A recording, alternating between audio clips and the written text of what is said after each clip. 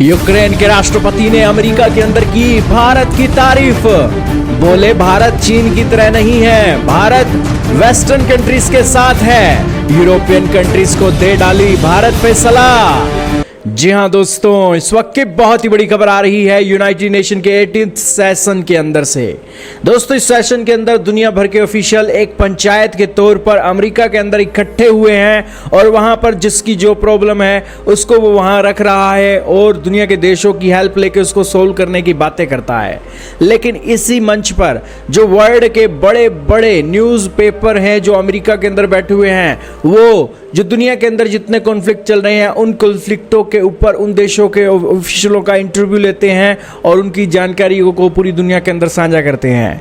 हाल ही में यूक्रेन के राष्ट्रपति जेलेंस्की का भी इंटरव्यू हुआ और उनसे पूछा गया कि क्या भारत आज रूस का तेल खरीद रहा है, तो इसके ऊपर आप क्या कहेंगे? क्या आपको नहीं लगता है कि भारत रूस की तरफ ज़्यादा जा रहा है, यूक्रेन की तरफ नहीं है? तो इसके ऊपर जिन्होंने जो बातें बोली, सबसे पहले वो बात आपको सुनाते हैं, सुनिए जरा। I think Iran will never be on our side because we'll never be on the side of the United States.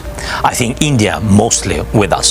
Yes, we had these questions with energy, but I think that President Trump can manage it with Europeans, make more close and strong relations with India, and I think we have to do everything not to withdraw Indians, and they will change their attitude to Russian energy sector. I'm sure. With China is more difficult because it's not for today. It's not in their interest to not to support Russia. तो दोस्तों, आपने सुना पत्रकार ने 3 देशों के मामले में उनके ऊपर सवाल किया कि ईरान, भारत और चीन के मामले में आप क्या कहना चाहोगे।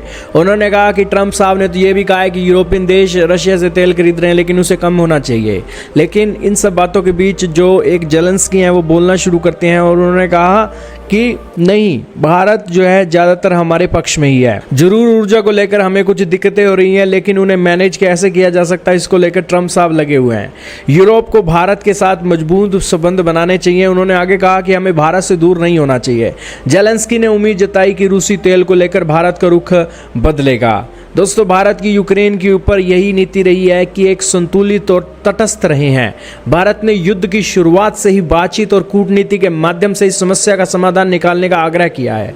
भारत ने रूस से कच्चे तेल का आयात जारी रखा है, जिस पर पश्चिमी देशों ने चिंता जताई है। हालांकि भारत ने हमेशा यह स्पष्ट किया है कि उसके राष्ट्र हित में है और दूसरी ओर चीन ने युद्ध में रूस का खुले तौर पर समर्थन किया, उसे हथियार भी दिए, गैस भी खरीदी, तेल भी खरीदा। लेकिन भारत जो है उसका रवैया अलग है। चीन के साथ उसे अब कंपेरिजन नहीं करके देख सकते हैं। यही कारण है कि जेलेंस्की ने एक बहुत अच्छी बात बोली और उन्होंने भारत और चीन को एक तराजू में नहीं तोला। आप क्या कहेंगे दोस्तों? कमेंट सेक्शन में बताइएगा।